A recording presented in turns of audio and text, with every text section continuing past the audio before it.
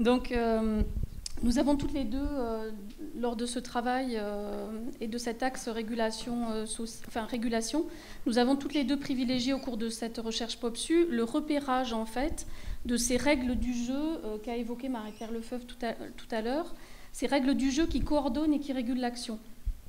Et ces règles, elles aident l'intercommunalité nantaise à fonctionner depuis 2001. Et dans un premier temps, elles ont cherché à mettre en lien les services intercommunaux et les communes. Et pour mettre en lien au mieux, et notamment pour rassurer les communes, on a mis en place un espèce de tiers que sont les pôles de proximité qui sont installés soit dans les communes de banlieue, soit dans la commune nantaise. Et dans un deuxième temps, et c'est à ce deuxième temps que nous nous sommes intéressés, on a essayé de mettre en relation des services qui étaient des services sectoriels. Et tout ça dans un paysage, voilà, dans une chronologie qui est assez importante. Enfin, voilà, on a une succession de choses sur cette période. Alors, avec notamment l'idée, dans la période que nous avons interrogée, l'idée, c'est de mettre tout court l'intercommunalité au centre des décisions en ce qui concerne les politiques de l'urbanisme, de l'habitat-logement et plus généralement de l'aménagement. Alors pourquoi l'urbanisme et l'habitat-logement montent en puissance à ce moment-là? Eh bien parce qu'il y a un certain nombre d'éléments qui interviennent et qui font que dès lors l'intercommunalité devient incontournable en fait pour traiter de ces thématiques. Alors c'est par exemple la délégation des aides à la pierre intervenue en 2006. C'est aussi la mise en place d'un service mutualisé de l'urbanisme.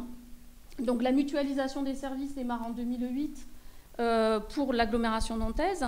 Et puis c'est aussi, alors juste pour vous montrer cette mutualisation, vous ne verrez pas grand-chose, mais on a ici un gros service de l'intercommunalité nantaise. Et vous avez en bleu ciel les services qui sont restés de compétences communales, mais dirigés par un DG mutualisé. Les services qui étaient déjà métropolitains, qui sont les services en mauve, et puis en bleu, ceux qui deviennent mutualisés en 2008. Donc ça fait un organigramme extrêmement complexe, qui fait qu'au début de nos entretiens, à peu près tous les acteurs que nous interrogions, qui étaient des cadres ou des élus, sortaient l'organigramme pour nous dire « Attendez, je ne sais plus trop où on en est là, je ne sais plus trop comment ça s'appelle, je vais prendre l'organigramme. » Donc, ce contexte, alors le contexte, c'est aussi le passage à l'intercommunalité des AC Habitat en 2010. Les AC économiques étaient déjà intercommunales depuis 2001, mais les AC Habitat sont devenus intercommunales en 2010. Donc tout ceci a mis au centre les questions d'urbanisme et d'habitat-logement. Donc cette régulation, elle apparaît dans ce contexte, mais aussi avec des temps forts. Et les temps forts, c'est presque toujours le travail sur les documents stratégiques et programmatiques que sont le PLH. Le PLH, il venait juste de travailler dessus au moment où nous sommes intéressés donc, à ces régulations. Et aujourd'hui, si on avait à recommencer ce travail-là, on n'échapperait pas au PLUM, donc au plan local d'urbanisme métropolitain, qui est un nom bien léger pour un dispositif bien lourd. Je pense que là, les services vont en baver pendant plusieurs semaines, mois, années. Donc il y a des temps forts, il y a aussi des temps moins contraints de l'action métropolitaine qui régule, qui coordonne cette action dans ces secteurs habitat, logement, urbanisme. Et ces temps moins contraints, ils conduisent à la mise en place là plutôt de référentiels d'action. Alors nous avons essayé donc de montrer ce fonctionnement d'une organisation vue de l'intérieur.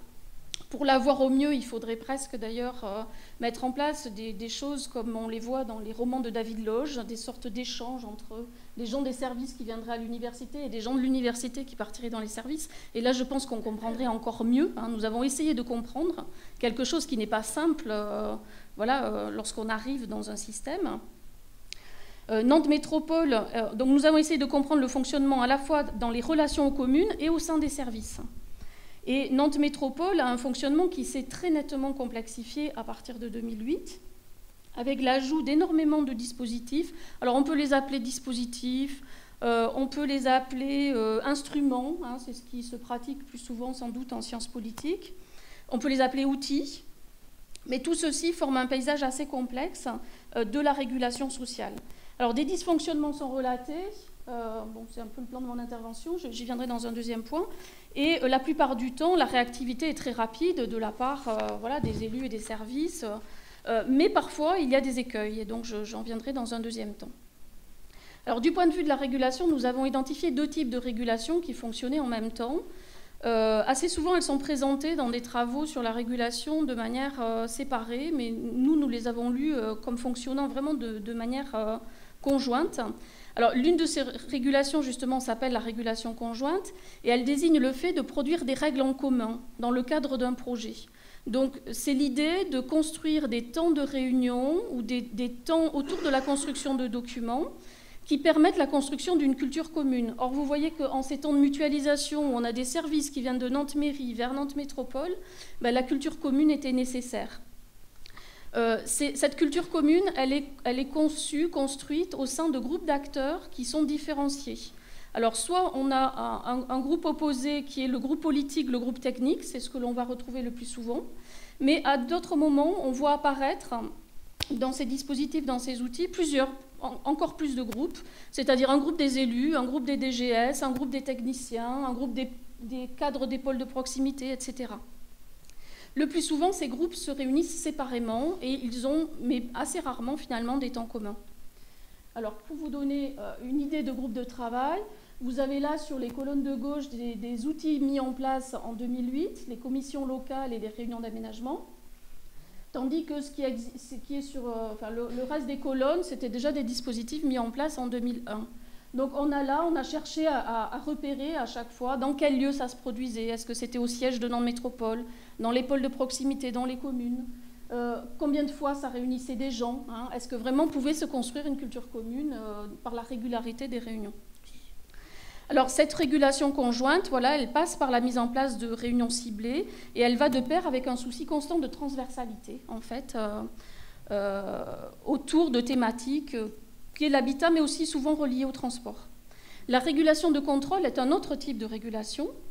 Et c'est une notion, comme le terme de régulation d'ailleurs que nous avons travaillé, que nous ressortons des travaux de Jean-Daniel Reynaud, qui a écrit sur ce sujet dans les années 90, ou de Catherine Paradise, je ne sais jamais si on dit Paradise, bon, je ne sais pas trop, qui les a prolongés. Et c'est elle d'ailleurs dans ses travaux qui parle des arènes, on a parlé des arènes hier, c'est elle qui utilise ce terme, que Célia notamment a repris. Bon, moi je suis bayonnaise, alors les arènes, hein, de côté.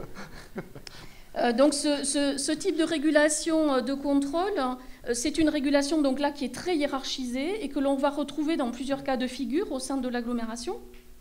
Alors soit quand les techniciens ou les DG prennent trop d'autonomie, à ce moment-là leur mission est interrompue, on leur confie une tâche moins intéressante ou plus invisible. Hein. Dans un deuxième cas de figure, la régulation de contrôle intervient quand les élus ou le DGS pensent que les initiatives des services de l'intercommunalité peuvent mordre sur les compétences communales. Je pense que la conférence intercommunale du logement, par exemple, qui est prévue depuis 2004, depuis le premier PLH, qui n'a jamais vu le jour à Nantes, est régulièrement annoncée, est à nouveau annoncée de manière renforcée dans le dernier PLH, de 2010 à 2016, mais ne voit toujours pas le jour. Et je pense que c'est parce que cette histoire de logement, c'est une compétence communale et les communes ne s'en défont pas facilement. Et puis, dernier moment où la régulation de contrôle apparaît, en tout cas dans le cas nantais. La régulation de contrôle, elle apparaît aussi quand DGA et DGS reprennent la main sur la décision de groupe qu'ils ont mis en place pourtant pour réfléchir, et parce qu'au moment de la validation des projets d'aménagement, par exemple, eh bien, ces groupes sont dessaisis de leur mission et il y a une reprise en main donc, du pouvoir de contrôle, hein, de cette régulation de contrôle.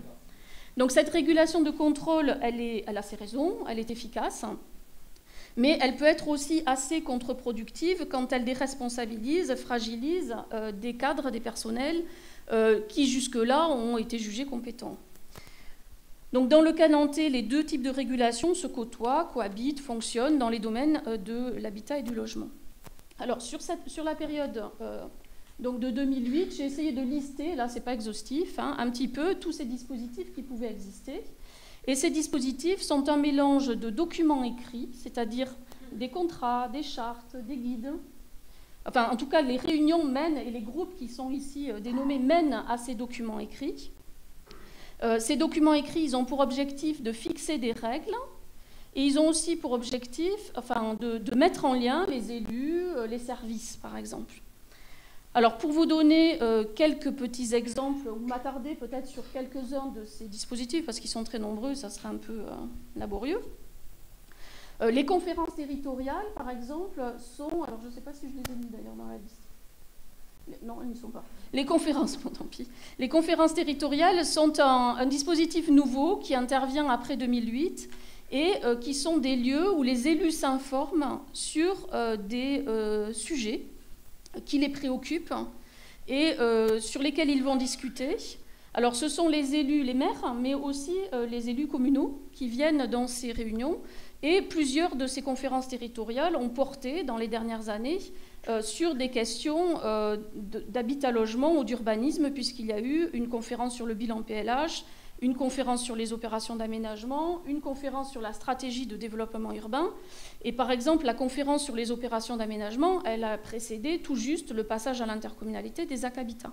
Donc ce sont bien des temps de discussion, mais aussi de préparation des changements qui surviennent assez vite par la suite. Les contrats de co-développement sont un autre exemple. Alors, les contrats de co-développement, ils sont mis en place en 2000, avant que l'intercommunalité ne démarre. Ils contractualisent les rapports entre la commune et l'intercommunalité. Qui fait quoi, en d'autres termes? Et qui paye quoi?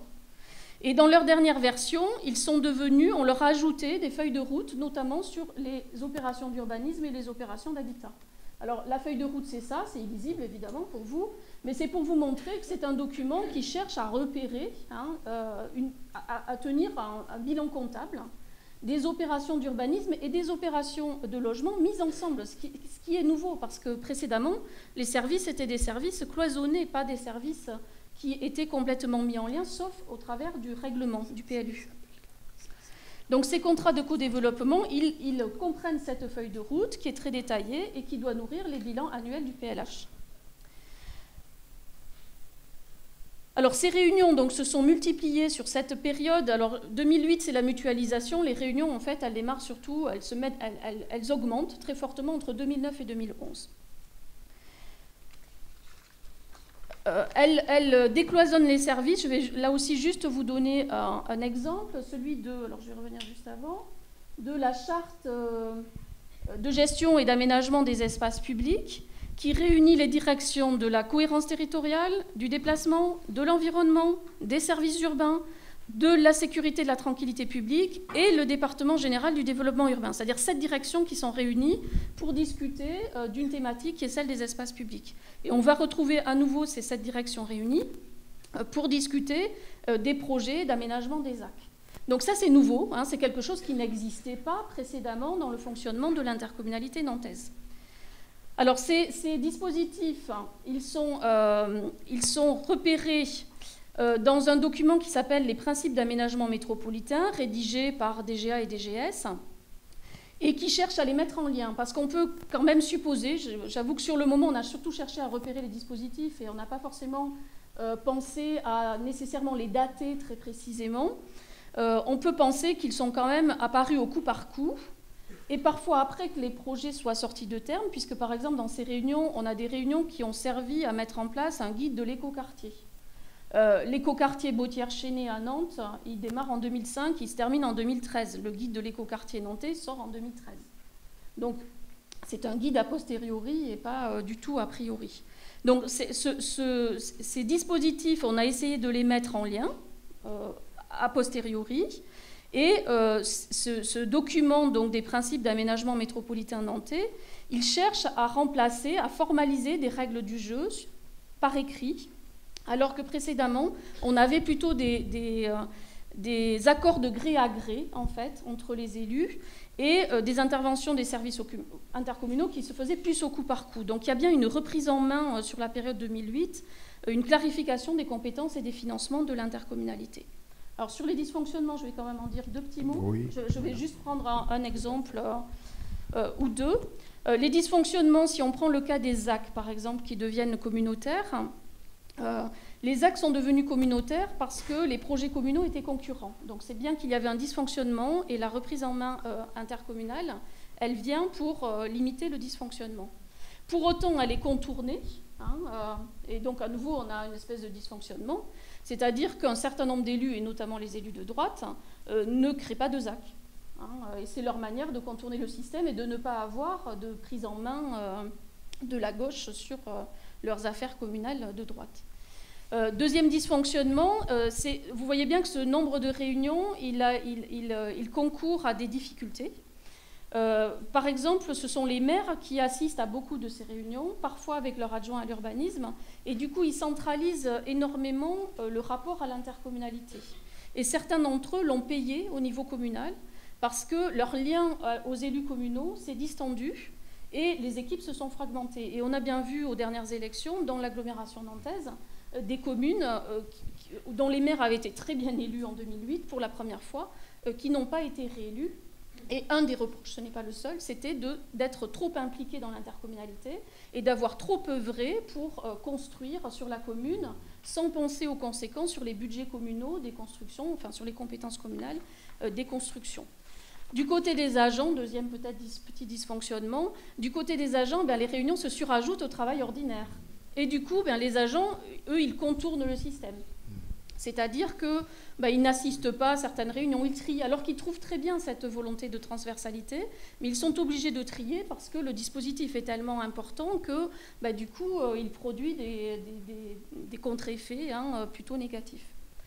Donc, en conclusion, l'organisation de l'intercommunalité nantaise s'est intensifiée. La première période de 2020 à 2008 c'était une organisation qui n'avait pas de projet en dehors des différents documents programmatiques, c'est-à-dire que le PLH, le PLU faisaient office de projet, d'une certaine manière, faisaient office de lien au sein de l'intercommunalité. Le deuxième mandat a permis d'affiner un projet intercommunal, mais ce projet intercommunal a surtout été conçu afin de limiter la logique de guichet des communes et afin de limiter les dépenses, de contraindre énormément les dépenses. Et donc, on a choisi de les concentrer, ces dépenses, en matière d'habitat-logement et d'urbanisme. Voilà, alors aujourd'hui, on ne sait pas ce que ça va devenir. Johanna Rolin a été élue en 2014, elle est la nouvelle présidente de l'intercommunalité nantaise. On peut imaginer que ces dispositifs vont changer, d'autant que le DGA qui chapeautait l'urbanisme et le logement part en retraite. Donc voilà, ces changements peuvent opérer. En même temps, il y a aussi toujours des éléments de permanence qui sont les élus qui s'en occupent et qui, eux, ont été réélus et sont présents, sont des élus de la banlieue. Voilà.